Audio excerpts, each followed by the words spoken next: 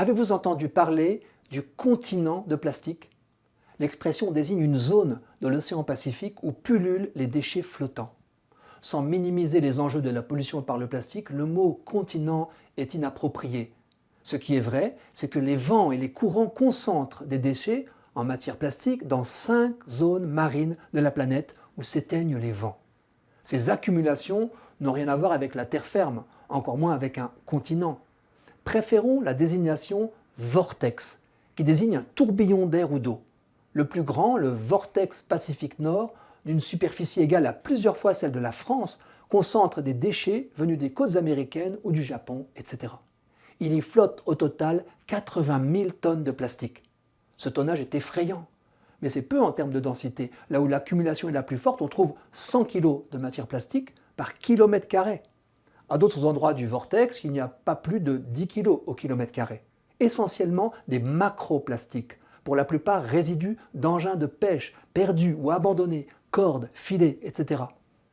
Ces déchets sont par ailleurs répartis entre la surface et 10 à 20 mètres de profondeur. On peut donc traverser cette zone à la nage, comme l'a fait un Français en 2019.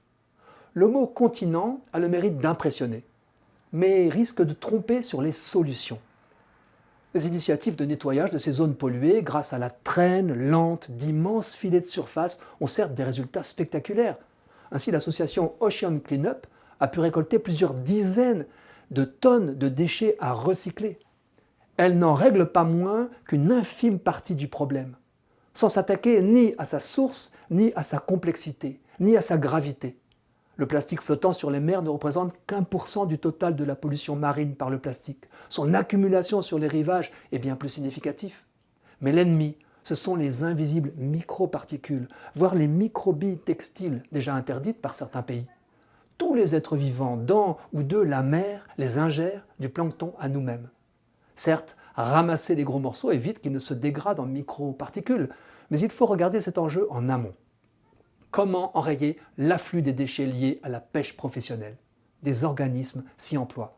Le reste des gros déchets vient des cours d'eau. On estime que 80% de la pollution marine planétaire par du plastique venu de la terre ferme passe par 1000 rivières ou fleuves. Pour enrayer ce flux, il faudrait généraliser les barrières filtrantes avant les embouchures.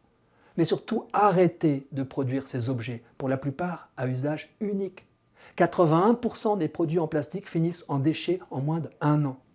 Du côté des zoologistes, on cherche des micro-organismes capables de dégrader les microplastiques, mais on sait d'expérience que les solutions biologiques peuvent déséquilibrer les écosystèmes. Mieux vaut traiter le mal à sa racine. On vise donc des alternatives au plastique qui soient biodégradables. Un traité mondial se prépare pour 2024. Objectif, mettre fin à la pollution plastique à sa source. D'ici là, à chacun de limiter sa consommation, car plus que de dépollution, c'est de l'abandon du plastique que viendra la bonne nouvelle.